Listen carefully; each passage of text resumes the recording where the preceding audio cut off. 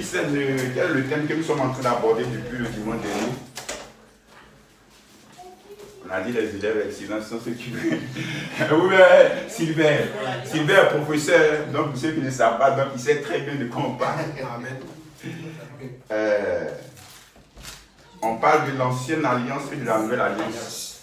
Vous savez, une chose qui mène beaucoup la confusion au milieu des chrétiens, c'est qu'on ne sait pas faire la part des choses entre l'ancienne et la nouvelle alliance. Et si tu ne sais pas faire la part des choses, tu vas marcher beaucoup dans la confusion. Vous comprenez? Donc il est important, il est impératif de pouvoir faire la part des choses. Vous savez, dans Matthieu 26-28, que lorsque Jésus a pris la coupe, il a dit, ceci est la coupe, à mon sang, la coupe de la nouvelle alliance par mon sang. Donc Jésus venait de déclarer qu'il y a une nouvelle alliance qui va rentrer en compte. Donc si on dit que une alliance est nouvelle, c'est que l'alliance qui était là avant devient ancienne. Pour les Juifs, il n'y avait pas ancienne alliance. Pour les Juifs, c'était l'alliance. Est-ce que vous comprenez? Donc pour eux, c'était même choquant d'entendre dire qu'il y a une nouvelle alliance qui vient. Parce que pour le peuple d'Israël, ils ont toujours été le peuple choisi, élu de Dieu. C'est pourquoi lorsqu'on devait aller annoncer l'évangile aux non-juifs, c'était un problème pour les juifs d'accepter cela. Pourquoi? Parce que c'était pour eux, selon eux, que Dieu leur était réservé. La relation avec Dieu était seulement exclusive aux juifs, à Israël.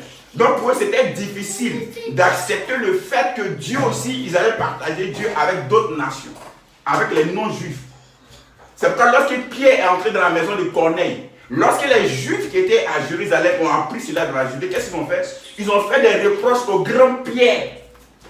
Ils disent, comment est-ce que tu es parti rentrer dans la maison des non-Juifs? Parce que c'était interdit pour eux. La Torah interdisait cela. Est-ce que vous comprenez? Donc pour eux, c'était l'alliance. Donc dire qu'il y a une nouvelle alliance qui venait, c'était quelque chose de vraiment extraordinaire, difficile à comprendre pour eux. Mais du moment où Jésus dit ceci est la coupe de la nouvelle alliance, c'est-à-dire l'alliance qui était là sera maintenant remplacée, va devenir caduque. Donc on parle de nouvelle alliance et d'ancienne alliance lorsque l'alliance qui vient prendre la place, la position de l'autre. Donc c'est du moment où il y a une nouvelle que l'autre devient ancien. Vous comprenez ce que je suis en train de dire? C'est parce qu'il y a une nouveauté que ce qui était là devient ancien. Sinon ce qui était là n'était pas ancien.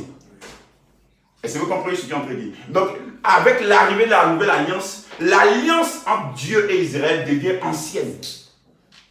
Donc c'est pourquoi nous on parle maintenant d'ancienne alliance et de nouvelle alliance. Est-ce que ça va? Maintenant on a dit quoi? On a dit que l'Ancien Testament c'était d'où à où en ce qui concerne les livres. C'est-à-dire lorsqu'on lit, on entend l'Ancien Testament. Exode. Hein? Oui. À Matthieu. D'accord. Vous avez vu?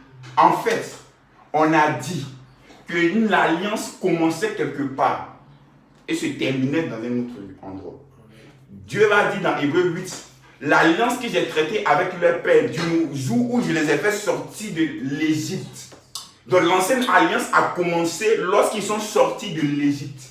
Et en termes de livre biblique, où est-ce qu'on parle de la sortie du peuple d'Israël de l'Égypte? C'est dans Exode, non? Voilà. Donc l'ancienne alliance commence dans le livre de l'Exode. Et bien l'ancienne alliance.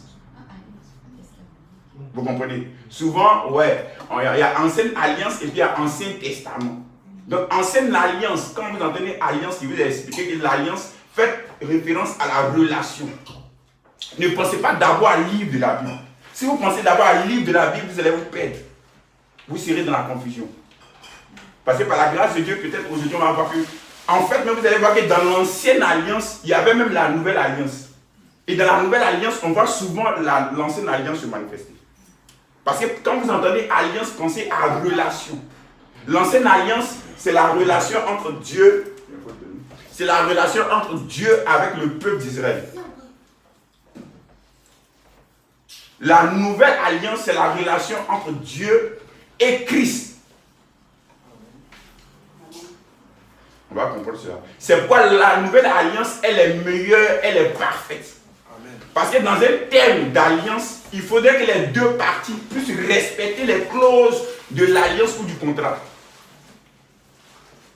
Vous comprenez ce que je suis en train de dire? Alors que Dieu pouvait respecter lui les clauses du contrat, mais le peuple d'Israël ne le pouvait pas. On va lire un verset qui me vient à l'esprit. On va prendre Hébreux chapitre 8.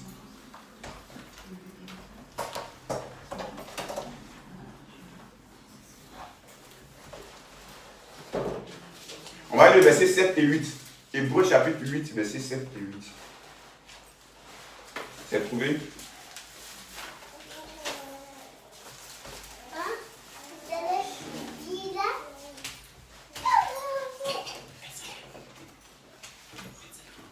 Honneur à la mariée, Leslie. En effet, si la première alliance avait été sans défaut, il n'aurait pas été question de la remplacer par une seconde. Donc on dit dans la première alliance, il y avait un défaut. C'est parce qu'il y avait ce défaut-là que Dieu a été obligé en quelque sorte de la remplacer par une autre. Continue, verset 8. Car c'est avec l'expression d'un blâme que le Seigneur dit à Israël, « Voici les jours viennent, dit le Seigneur, où je ferai avec la maison d'Israël et la maison de Juda une nouvelle alliance. » Amen. Sébastien, tu peux lire verset 8 en anglais? For finding fault with him, he said, Amen. La première phrase. On dit l'ancienne alliance a trouvé une faute en eux. Donc le problème de l'ancienne alliance, quand on dit que l'ancienne alliance avait un défaut, ce n'est pas un défaut dans l'alliance elle-même. Mais le problème, le défaut, c'est avec ceux à qui l'alliance a été donnée. Finding fault with them. Donc l'alliance vient trouver une faute en vous, à ceux à qui ça a été donné. Pourquoi? Parce que la Bible déclare que l'alliance est parfaite. Mais ceux à qui l'alliance a été donnée sont imparfaits. Vous comprenez? Donc comme ils sont imparfaits, ils sont incapables de pouvoir respecter le standard de perfection de l'alliance, de la loi. Donc l'alliance ou l'ancienne alliance ou la loi, le but c'est de te montrer que tu es coupable aux yeux de Dieu de par tes efforts. L'ancienne alliance ou la loi vient prouver la culpabilité de l'homme. La loi ne vient pas pour te justifier. C'est quoi Paul m'a dit. Tous ont péché et sont privés de la loi de Dieu. Les juifs comme les non-juifs. Donc la loi vient montrer à l'homme que par ses œuvres, elle ne peut pas atteindre le standard de perfection que Dieu requiert, que Dieu demande. Donc la loi est venue pour fermer la bouche à tout homme. C'est ce que le livre de Romains dit. Vous comprenez pourquoi? Parce que l'homme avait la nature pécheresse. Donc l'homme était imparfait. Mais la loi était parfaite. C'est comme si la loi était à ce niveau-là. Et puis l'homme est à ce niveau. À cause de notre nature. Donc on ne peut pas atteindre ce standard. Donc la loi vient prouver la faute, la culpabilité, vient prouver la condamnation en toi.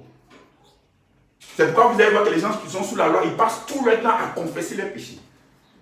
Parce que tu es tout le temps dans la culpabilité. Parce que c'est la raison d'être de la loi. Ce n'est pas venu pour te justifier. C'est venu te montrer que tu es incapable de pouvoir te justifier sans la grâce de Dieu. Dis Amen. Amen. Est-ce que ça va? Donc c'est ça l'ancienne alliance. Ce pourquoi elle était donnée. Donc elle est venue trouver une faute en ceux à qui elle était donnée. Il faut dire gloire à Dieu parce que la nouvelle alliance est venue. Parce que si on était seulement sous cette alliance, il serait difficile d'être justifié aux yeux de Dieu. C'est pourquoi on n'exalte pas l'ancienne alliance, mais on exalte la nouvelle alliance en plus. Alléluia. Parce que c'est grâce à elle que nous sommes sauvés. Amen. On a dit, on va prendre Luc 24.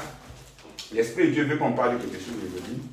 Je veux que votre esprit soit vraiment ouvert à comprendre la révélation que l'Esprit de Dieu va vous donner aujourd'hui. Amen.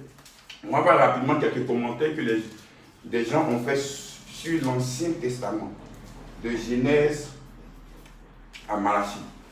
Lorsque vous voyez dans la Bible, par exemple, Jésus dit, vous sondez les Écritures. Le mot Écriture ici fait référence à quoi? À quel livre de la Bible?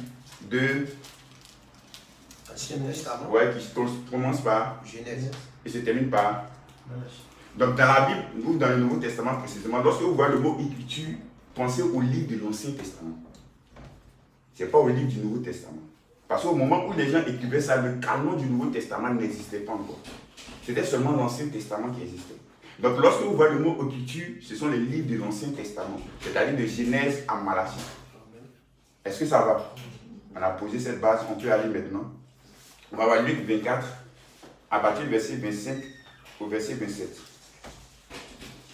C'est le commentaire du Seigneur Jésus lui-même sur l'Ancien Testament. Alors Jésus leur dit, c'est les deux hommes sur le chemin d'Emmaüs qu'il avait rencontrés, qui étaient tout tristes. Il leur a demandé ce qui s'est passé, ils ont expliqué, selon eux, ce qu'ils avaient ressenti par rapport à la mort de Christ. Maintenant, Jésus va leur parler parce qu'ils n'avaient pas encore reconnu Jésus. On dit leurs yeux étaient empêchés de pouvoir reconnaître Jésus. Verset 27. Alors Jésus leur dit, ô homme sans intelligence et dont le cœur est lent à croire tout ce qu'ont dit les prophètes, ne fallait-il pas que le Christ souffrit ces choses et qu'il entra dans sa gloire? Et commençant par Moïse et par tous les prophètes, il expliqua dans toutes les Écritures ce qui le concernait. Donc la Bible déclare que l'Ancien Testament parle de la souffrance de Christ et la gloire qui allait en suivre. Jésus lui-même va résumer tous les livres de l'Ancien Testament ici. Il va dire tous les livres de l'Ancien Testament parlaient de moi en résumé. Les choses qui me concernaient. C'est-à-dire dans l'Ancien Testament, tout ce que vous voyez ne concerne pas que Christ. Mais la plupart des choses concernent Christ. Parce que si on dit les choses qui le concernaient, c'est-à-dire qu'il y avait des choses qui ne le concernaient pas dans l'Ancien Testament. Est-ce que vous comprenez ce qu'on peut dire? Dans l'Ancien Testament, Jésus va prendre depuis Genèse jusqu'à Malachie, expliquer aux deux disciples les choses qui le concernent lui. Il a résumé les choses qui le concernent, c'est quoi? La souffrance et la gloire qu'elle est suivre cette souffrance. Est-ce que ça va? Regardez le verset 44 à 46. Puis Jésus leur dit, toujours Luc 24, puis Jésus leur dit, c'est là ce que je vous disais lorsque j'étais encore avec vous, qu'il fallait que s'accomplisse tout ce qui est écrit de moi dans la loi de Moïse, dans les prophètes et dans les psaumes. Alors il leur ouvrit l'esprit afin qu'ils comprissent les Écritures. Dis Amen. C'est-à-dire c'est une prière que Dieu fait en même temps. Que Dieu puisse t'ouvrir l'esprit afin que tu puisses comprendre les Écritures. Amen. Verset 46, et il leur dit, ainsi il est écrit que le Christ souffrirait et qu'il ressusciterait des morts le troisième jour. Donc la souffrance de Christ et la gloire qu'elle en suit. Donc la souffrance de Christ c'est quoi? C'est la mort. Et la gloire qu'elle est sur c'est quoi? La résurrection. Je reprends. La souffrance de Christ symbolise quoi? La mort. Et la gloire symbolise quoi? La résurrection. Donc la Bible déclare que Jésus va expliquer dans les Écritures, dans Moïse ou dans la loi de Moïse, dans les psaumes et dans les prophètes, les choses qui lui concernaient. C'est-à-dire la souffrance et la gloire. Donc la mort et la résurrection. Donc lorsque tu lis l'Ancien Testament, tu dois rechercher Christ à l'intérieur des récits de l'Ancien Testament. Puisque le résumé de l'Ancien Testament, c'est Christ. Ce n'est pas autre chose. Si tu recherches autre chose, tu vas te mettre dans la confusion. Est-ce que vous comprenez ce qu'on te dit? Regardez. La Bible déclare que David va faire alliance avec comment il s'appelle? Jonathan. On va voir ça. 1 Samuel.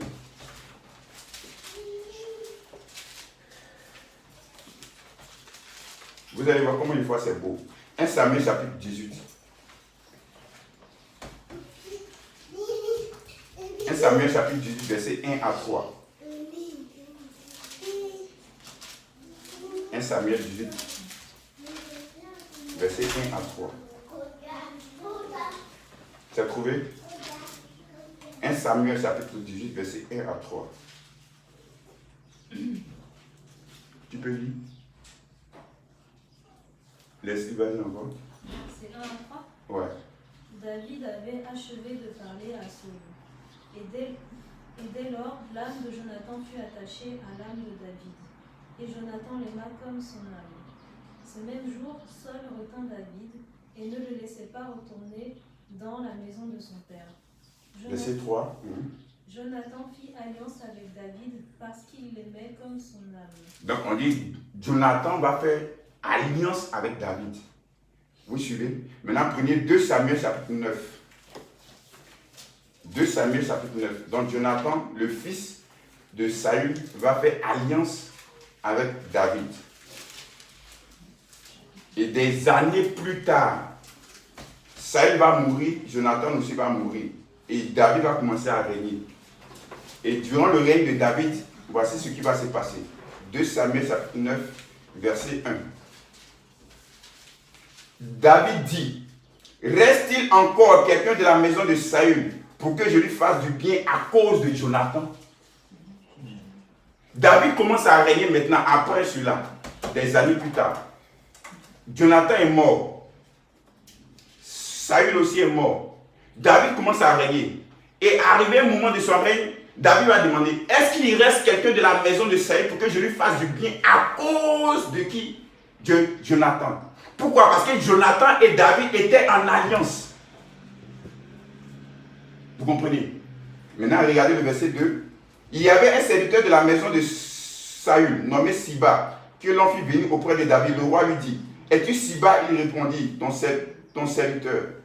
Le roi dit, n'y a-t-il plus personne de la maison de Saül pour que juge envers lui de la bonté de Dieu? Et Siba répondit au roi, il y a encore un fils de Jonathan, percu des pieds. Le roi lui dit, où est-il? Et Siba répondit au roi, il est dans la maison de Maki, fils d'Amiel à Lodébar. Le roi David l'envoya chercher dans la maison de Maki, fils d'Amiel à Lodébar. Et Méphibosheth, fils de Jonathan, fils de Saül, vint auprès de David, tomba sur sa face et se prosterna. David dit, Méphibosheth.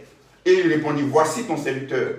Verset 7, David lui dit, ne crains point, car je veux te faire du bien à cause de Jonathan, ton père.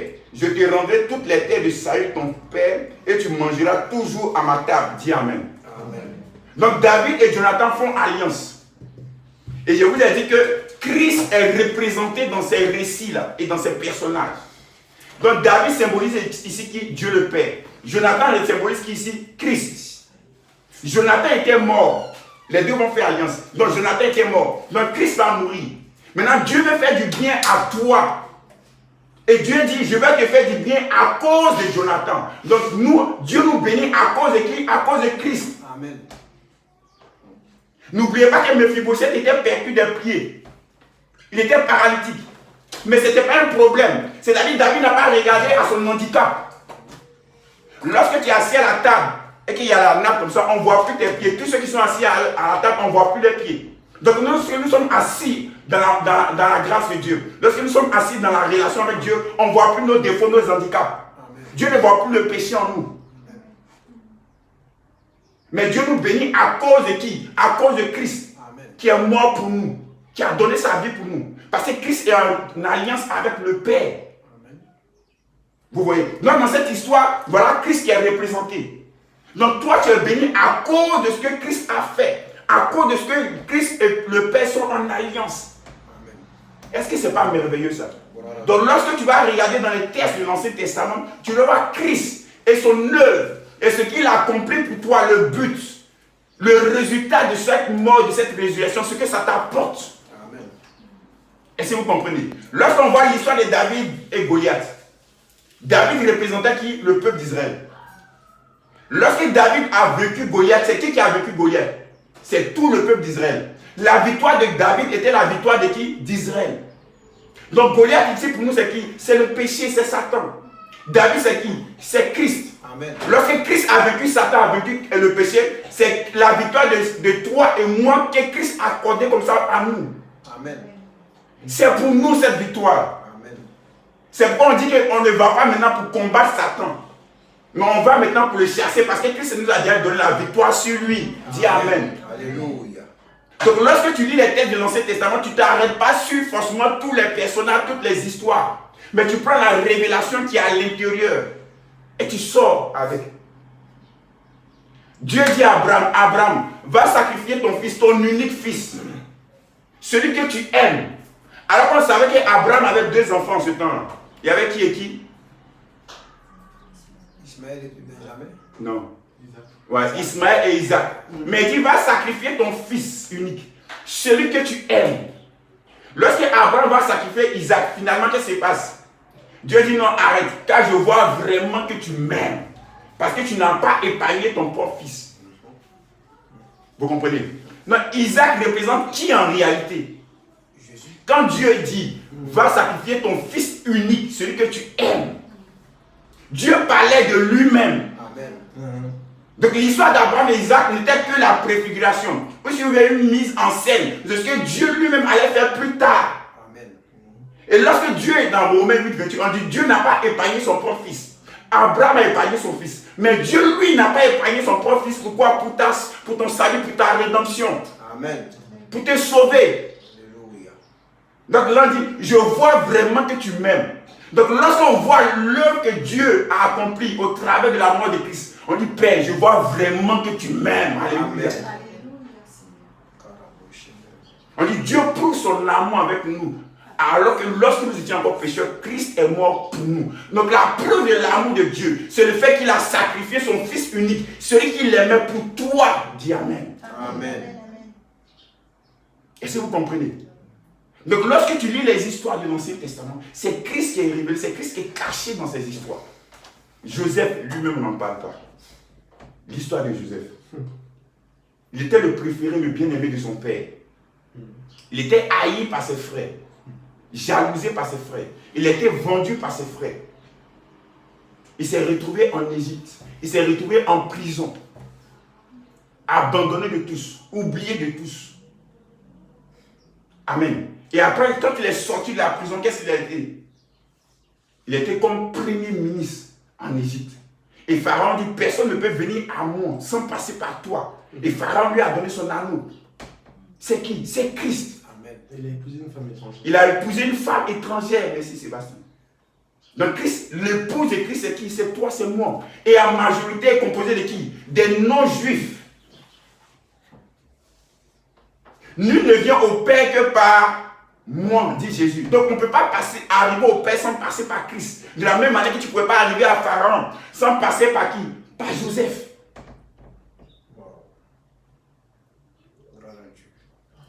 Il a été trahi par ses frères, il a été vendu par ses frères. Et qui a eu l'idée de vendre Joseph? C'est Judas. Qui a vendu Jésus? C'est Judas.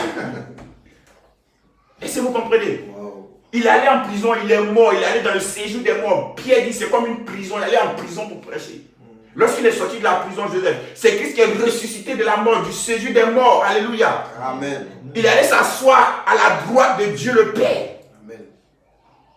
Est-ce que vous comprenez ce que je suis en train de dire? Donc l'Ancien Testament n'est qu'une image, une préfiguration de ce que Christ allait venir accomplir. Donc sa souffrance et sa gloire qu'elle est sûre. Est-ce que ce n'est pas merveilleux? Alléluia. On dit Amen, Amen. Amen, amen, On va amen. prendre 1 Pierre chapitre 1. Amen. 1 Pierre chapitre 1. Verset 10. 1 Pierre 1, verset 10 et 11. Quelqu'un peut lire, s'il vous plaît? Bon, Leslie, tu vas lire. 1 Pierre 1, verset 10 et 11.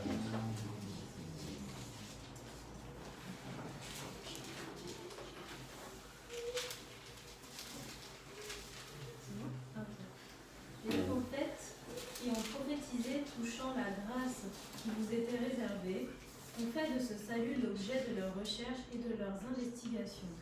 Voulant sonder l'époque et les circonstances marquées par l'Esprit de Christ, qui était en eux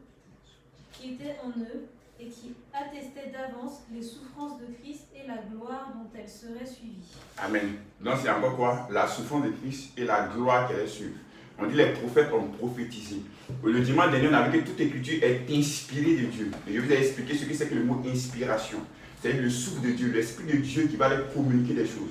Et je vous avais expliqué que la Bible est la parole de Dieu dans le sens que c'est Dieu qui a inspiré la rédaction du livre.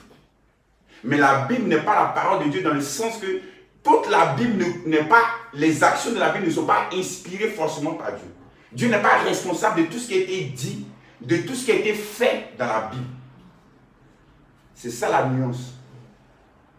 Quand le diable vient dans le jardin d'Éden et dit à Ève, Dieu sait que si tu manges de ce fruit-là, de cet arbre-là, tu ne vas pas mourir.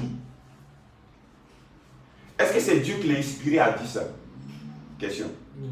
Non.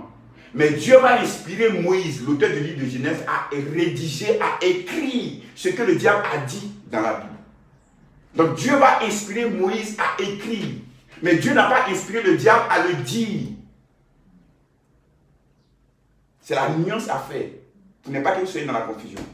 Donc les actions qui étaient posées dans la Bible, que Dieu a inspiré, l'auteur a écrit, ne veut pas dire que c'est Dieu qui est responsable de cela. C'est pourquoi lorsque tu me dis, tu ne vas pas dire non, moi il a fait ça parce que c'est dans la Bible.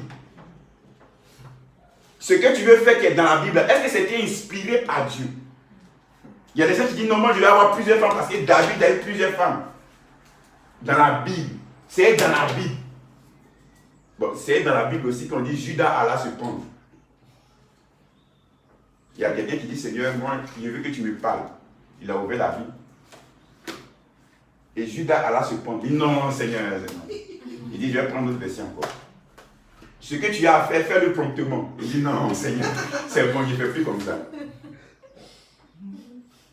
Vous comprenez? Non, ce n'est pas parce que c'est dans la Bible que ça veut dire que je dois le faire.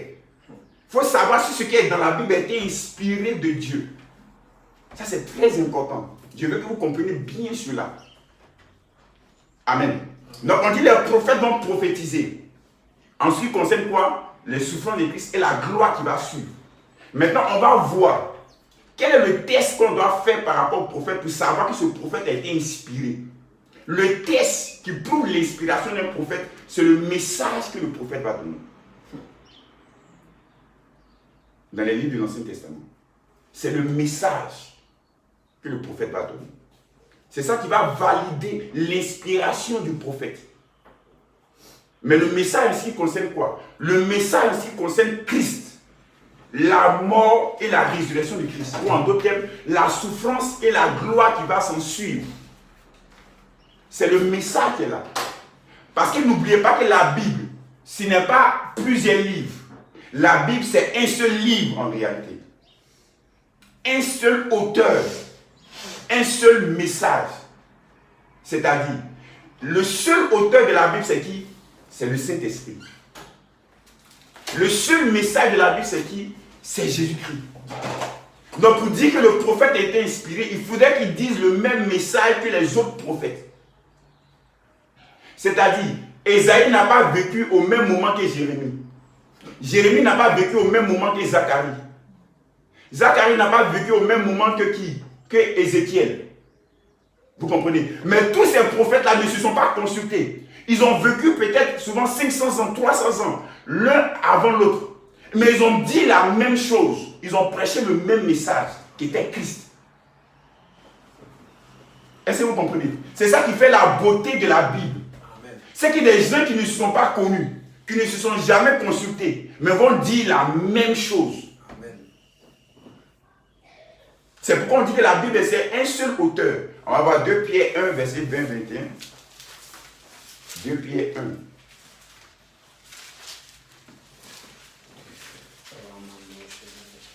Deux Pierre chapitre 1, verset 20 à 21. Je lis.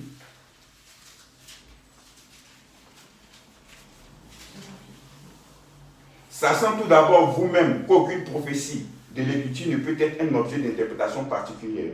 Car ce n'est pas par une volonté d'homme qu'une prophétie a jamais été apportée, mais c'est poussé par le Saint-Esprit que des hommes ont parlé de la part de Dieu. Donc on dit c'est poussé par le Saint-Esprit, c'est ce qu'on appelle l'inspiration. Donc c'est poussé par le Saint-Esprit que les hommes ont parlé, que des gens ont prophétisé. Vous comprenez? Donc ils ont donné le message. Donc on dit le message là est unique. Donc l'auteur de tous ces messages que les prophètes ont donnés, c'est qui? C'est le Saint-Esprit. Donc on dit la source de ces messages-là, c'est qui? C'est le Saint-Esprit. Donc le Saint-Esprit est l'auteur des prophéties que les prophètes ont données en ce qui concerne Christ. C'est pourquoi vous allez voir l'uniformité de ces prophéties qui vont dire toujours la même chose. Est-ce que vous comprenez? Donc on dit que ça ne peut pas être l'objet d'une interprétation particulière. Donc tout doit être mis ensemble. Parce que c'est le même Saint-Esprit qui a donné ce message à tous ces prophètes qui ont vécu dans les différentes époques. Est-ce que vous comprenez? Maintenant on va revenir sur 1 Pierre 1, verset 10 à 11. Le message préféré de Pascal. L'un des versets préférés de Pascal. Les prophètes qui ont prophétisé touchant la grâce de Dieu. Donc les prophètes vont prophétiser quoi? Le message c'est quoi? C'est la grâce de Dieu. Et la grâce de Dieu va apporter quoi? La grâce de Dieu va apporter le salut. Et regardez le verset 11, verset 10. Les prophètes qui ont prophétisé touchant la grâce qui vous était réservée ont fait de ce salut. Donc la grâce que les prophètes ont prophétisée concerne le salut. Donc la grâce va venir apporter le salut à l'humanité. On va se lire dans Tite, chapitre 2, verset 11. Tite, chapitre 2, verset 11. Vous pouvez noter, puis moi je vais lire. Hein? Tite 2, verset 11. Car la grâce de Dieu, source de salut pour tous les hommes, a été manifestée. Donc ils vont prophétiser la grâce. On dit la grâce de Dieu, qui est la source du salut, va se manifester. Va se manifester en qui? Dans la personne de Jésus-Christ. Donc la grâce va apporter le salut à tous les hommes. C'est pourquoi le message principal, le résumé de tous les livres de l'Ancien Testament, c'est le salut que nous avons en Christ, à cause de sa souffrance et de sa gloire, à cause de sa mort et de sa résurrection. Si un chrétien n'est pas encore assuré, n'est pas encore affermi dans son salut, c'est qu'il n'a pas encore bien compris la Bible. Parce que c'est pour cela que la Bible a été envoyée à l'homme. Pour nous faire comprendre le salut que nous avons en Christ. C'est pourquoi lorsque tu comprends le salut en Christ, tu ne dois pas douter de ton salut. Tu ne dois pas avoir peur du fait que tu vas perdre peut-être ton salut. C'est impossible. Amen. Tu ne peux pas perdre ton salut. Parce que ton salut ne dépend pas de toi. Mais ça dépend de qui? Ça dépend de Christ. Dis Amen. Amen. Les récompenses que tu vas avoir là-bas dépendent de toi. Mais le salut que tu as ne dépend pas de toi. Il y a un texte que le Saint-Esprit me met à cœur. Je n'avais pas pensé à cela aujourd'hui. Mais on va voir. L'Esprit de Dieu dit qu'il faut que je dise que ça puisse libérer beaucoup de personnes. On va voir 1 Corinthiens 3. 1 Corinthiens 3 à partir du verset 11. 1 Corinthiens 3 à partir du verset 11 au verset 15. Vous pouvez bien noter ça là-bas à la maison, vous allez bien encore méditer dessus. 1 Corinthiens 3, verset 11 à 15. C'est trouvé, je vais faire la lecture. Car personne ne peut poser un autre fondement que celui qui a été posé, savoir Jésus-Christ. Donc le fondement de notre foi, de notre vie chrétienne, c'est Christ. Dis Amen. Amen. Car personne ne peut poser un autre fondement que celui qui a été posé, savoir Jésus-Christ. Verset 12. Or, si quelqu'un bâtit sur ce fondement avec de l'or, de l'argent, des pierres précieuses, du bois, du foin, du chaume, l'œuvre de chacun sera manifestée, car le jour la fera connaître, parce qu'elle se révélera dans le feu. Et le feu éprouvera ce qu'est l'œuvre de chacun. Verset 14. Si l'œuvre bâtie par quelqu'un sur le fondement subsiste, il recevra une récompense. Verset 15. Si l'œuvre de quelqu'un est consumée, il perdra sa récompense. Pour lui, il sera sauvé, mais comme au travers du feu. Tu comprends? Ce que tu vas bâtir sur le fondement qui est Christ, c'est en fonction de cela que tu vas recevoir des récompenses. Si tu as bâti des choses qu'il ne fallait pas bâtir sur le fondement qui est Christ, tu seras sauvé, mais tu perdras ta récompense. Mais tu seras sauvé. Parce que le salut, tu ne peux pas le perdre. Mais ce sont les récompenses que tu n'auras pas. Donc du moment où le fondement de ta vie c'est Christ, dis-toi que tu es sauvé. Amen. Même si tu vas perdre les récompenses, mais tu es absolument sauvé. Amen. Vous comprenez? Donc les œuvres que nous faisons ne déterminent pas le salut qu'on va avoir. Mais les œuvres que nous faisons déterminent plutôt les récompenses que nous allons avoir en Christ. Mais le salut, on l'a déjà. C'est déjà un acquis pour nous. Donc ce que nous recherchons dans nos œuvres, ce sont les récompenses, pas le salut. Parce que le salut ne dépend pas de nos œuvres, mais ça dépend de ce que Christ a fait. Dis Amen. Amen. Une fois je priais, l'Esprit de Dieu m'a dit cette phrase. Il m'a dit ceci, il dit Michel, pourquoi est-ce que tu penses pouvoir perdre par tes œuvres quelque chose que tu n'as pas gagné par tes œuvres? Est-ce qu'on a gagné le salut par nos œuvres? Non. On va voir cela dans Éphésiens 2, verset 8. Éphésiens 2, verset 8.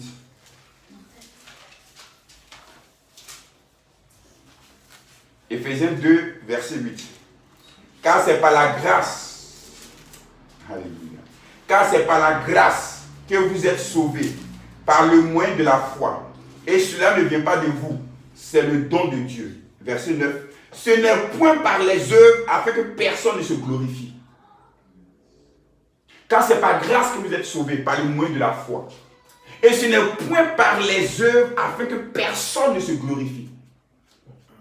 Donc en ce qui concerne le salut, tu ne peux pas te glorifier devant Dieu. Tu ne peux pas dire, Seigneur, tu vois ce que j'ai fait, voilà, j'ai fait ça, j'ai fait ça, j'ai fait ça. Donc par rapport à ce que j'ai fait, je suis sûr que je serai sauvé. Non. La Bible déclare que c'est par la grâce. Vous voulez voir la définition de la grâce? En bas, Romains chapitre 11.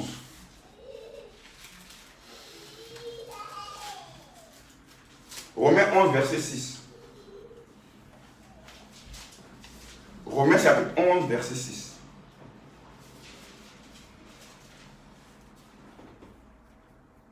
Tu as trouvé? Tu peux faire la lecture? Oui, bénédiction. Il les a choisis par bonté et non pas à cause de leurs actions. Sinon, la bonté de Dieu ne serait pas vraiment de la bonté. En tout cas. Amen. Tu as pris verset 6. Romains 11, verset 6. Oui.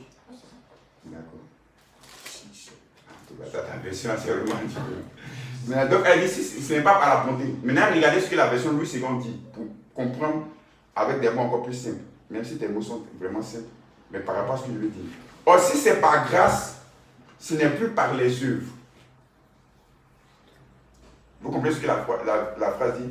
Or, si c'est par grâce, ce n'est plus par les œuvres. Et si c'est par les œuvres, ce n'est plus une grâce. Autrement, l'œuvre n'est plus une œuvre. Donc la Bible déclare ici que la grâce est l'opposé de l'œuvre.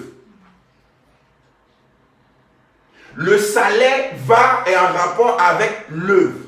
C'est parce que tu travailles dans une société que le patron de la société te doit un salaire.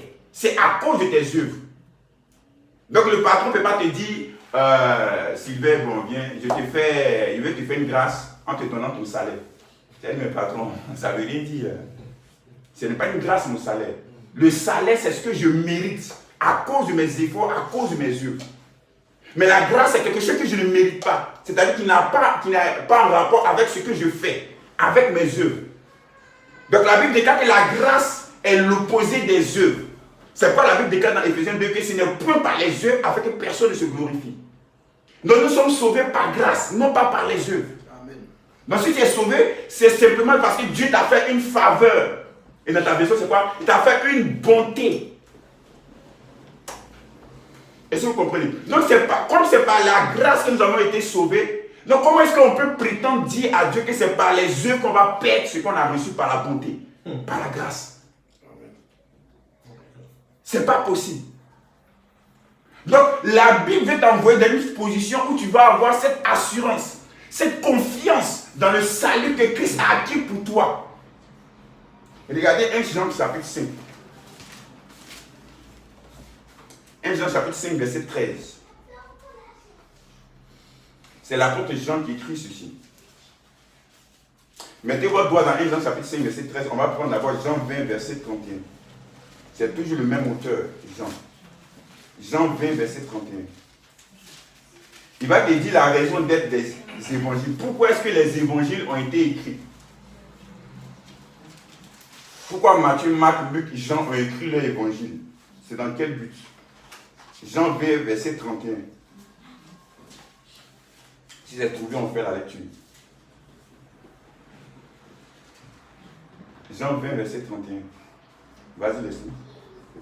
Mais ces choses ont été écrites afin que vous croyiez que Jésus est le Christ, le Fils de Dieu, et qu'en croyant, vous ayez la vie en son nom. Donc les évangiles ont été écrits dans le but d'apporter la foi à ceux qui vont entendre l'évangile. Pour qu'on puisse avoir la foi en Christ. Au travers de notre foi, on soit sauvé. Maintenant, pourquoi est-ce que les épîtres ont été écrites? 1 Jean chapitre 5, verset 13. 1 Jean chapitre 5, verset 13. Je vous ai écrit ces choses afin que vous sachiez que vous avez la vie éternelle vous qui croyez au nom du Fils de Dieu. Non, afin que vous sachiez. Donc les épîtres ont été écrites afin que tu aies la connaissance de ce que tu as déjà en Christ. C'est le but des épîtres. T'amener à la connaissance ce que tu as déjà en toi. Ce qui est déjà ton héritage. Donc je vous ai écrit ces choses afin que vous sachiez que vous avez la vie éternelle. Vous qui avez cru en Christ. Alléluia. Amen. Afin que tu saches que tu es sauvé. Donc les évangiles ont été écrits pour que tu aies la foi en Christ pour être sauvé. Mais les épîtres ont été écrits pour que tu comprennes, pour que tu saches que tu es déjà sauvé. Amen. Tu saches ce que tu as déjà en Christ. Amen. C'est la grande différence par rapport aux évangiles, par rapport aux épîtres. Donc le salut, c'est déjà un acquis. Donc la Bible a été écrite dans son ensemble pour que tu aies l'assurance de ton salut. Dis Amen. Amen. Pour que tu aies la conviction, la certitude que tu es déjà sauvé. Amen. Que tu es déjà au ciel. Amen. La Bible déclare que nous sommes assis dans les lieux célestes en Jésus-Christ. Amen. Donc le chrétien ne prie pas pour aller au ciel. C'est une ignorance. Tu dis merci au Seigneur parce que tu es déjà au ciel. Amen. C'est ta position. La Bible déclare que nous sommes assis, nous sommes déjà sur la montagne de Sion. La montagne de Sion qui représente le ciel, le paradis pour nous. Amen. C'est notre position en Christ. Donc tu as déjà le ciel. Tu ne pries pas pour aller au ciel. Est-ce que vous comprenez? Donc le chrétien, il faut que tu puisses comprendre, tu puisses savoir. Donc le but des épîtres, c'est pour t'apporter la connaissance.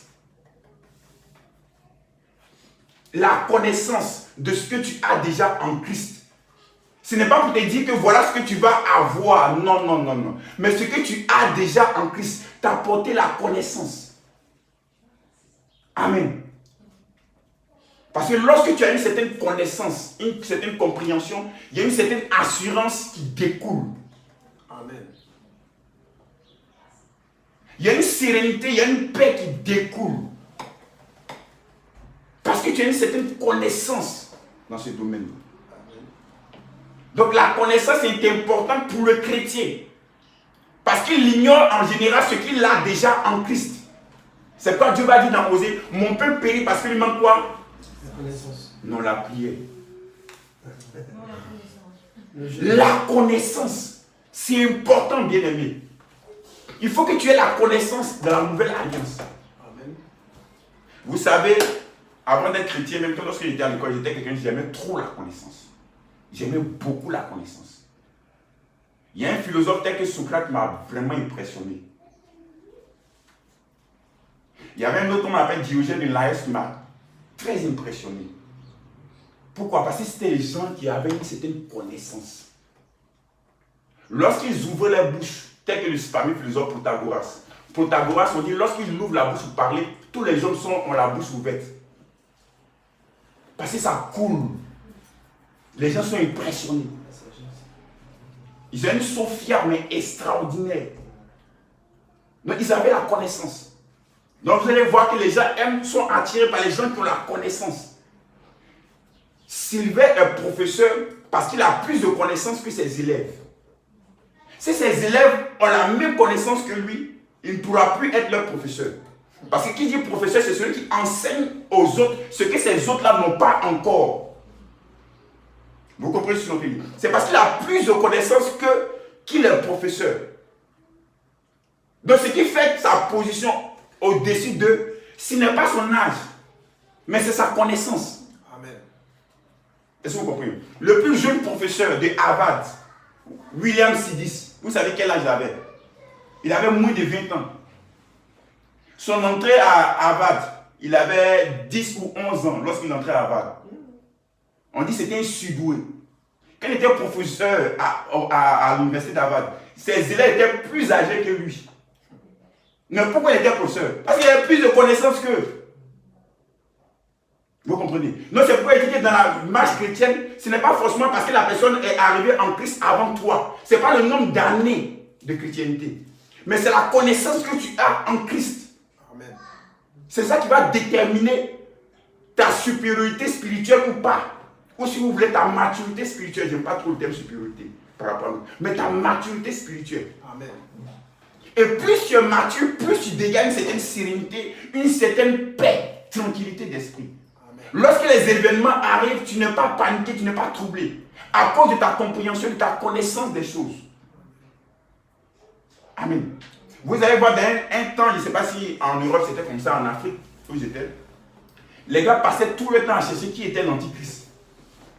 À un moment, on disait que c'était Mikhail Gorbatchev, l'ancien premier ministre russe. Pourquoi? Parce qu'il avait une marque sur son front. On dit c'est la marque de la bête. Vous savez, quand les chrétiens, souvent, quand ils sont. Les chrétiens, souvent, ils peuvent être parano. Vous le savez ça, non?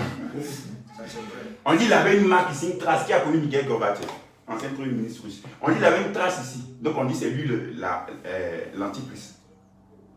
Parce qu'à cause de la marque de la bête. La marque, ils ont tout fait même pour trouver 666 dedans. Tellement qu'ils sont parano.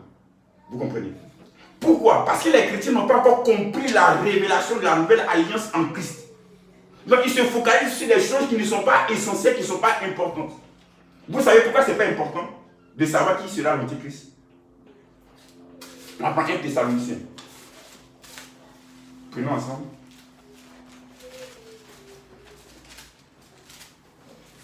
Un Thessalonicien.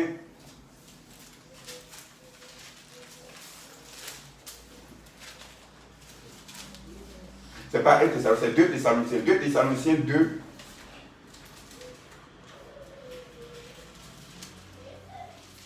À partir du verset 3, je vais le lire, suivez bien. C'est l'apôtre Paul qui parle ici. Que personne ne vous séduise d'aucune manière, car il faut que l'apostasie soit arrivée auparavant et qu'on ait vu paraître l'homme du péché, le fils de la perdition. L'adversaire qui s'élève au-dessus de tout ce qu'on appelle Dieu ou de ce qu'on adore, jusqu'à s'asseoir dans le temple de Dieu, se proclamant lui-même Dieu. On parle de l'antichrist ici, verset 5. Ne vous souvenez-vous pas que je vous disais ces choses lorsque j'étais encore chez vous? Et maintenant vous savez ce qui le retient, afin qu'il ne paraisse qu'en son temps. Car le mystère de l'iniquité est agi déjà. Il faut seulement que celui qui le retient encore ait disparu.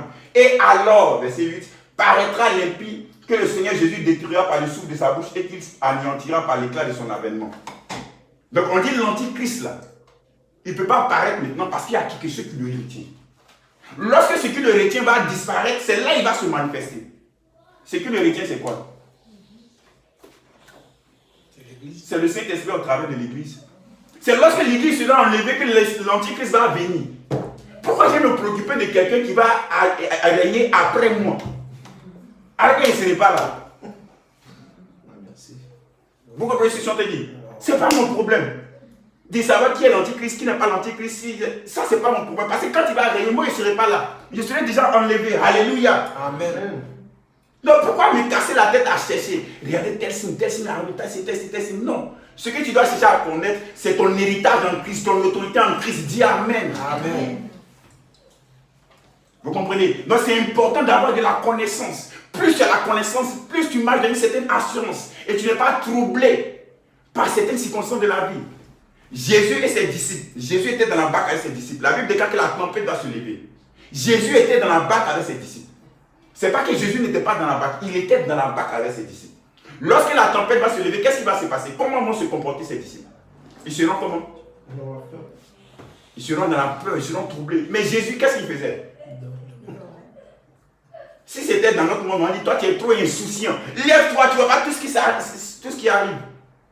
Tu es trop irresponsable, Jésus. Donc quand ils sont en train de dire à Jésus, ne vois-tu pas comme on périt? C'est-à-dire que tu es trop irresponsable. Tu es insouciant. On est en train de périr, puis toi tu dors. Parce que Jésus dormait. Vous pensez que Jésus n'était pas conscient de la tempête? Parce que Jésus veut toujours enseigner des choses à ses disciples. Jésus était bien conscient de la tempête, mais il dormait. Donc il y a deux catégories de personnes, les disciples et ensuite Christ. La première catégorie de personnes, les disciples, ils étaient comment? Ils étaient effrayés, ils étaient troublés par la tempête. Mais la deuxième catégorie de personnes, c'est Christ. Il était comment? Il était dans la paix. Donc on peut avoir deux attitudes différentes dans la même situation. Lorsque le Covid-19 est arrivé, tout le monde était ébranlé. Les gens avaient peur. Et les chrétiens qui voient, ceux qui voient le jugement de Dieu partout, là même c'était grave même.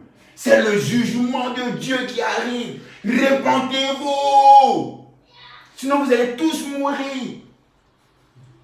Pourquoi? Parce qu'on n'a pas la connaissance. Est-ce que vous comprenez? Donc, lorsque tu es dans une circonstance, lorsqu'il y a une situation, par ta compréhension, par la connaissance des Écritures, surtout de la nouvelle alliance, de ton héritage en Christ, tu dois avoir une certaine sérénité, une certaine paix, une certaine tranquillité. Parce que tu sais que Christ est en toi, Dieu est en toi. Et celui qui est en toi, il est plus grand que celui qui est dans le monde. Tu ne dois pas paniquer, tu ne dois pas être troublé.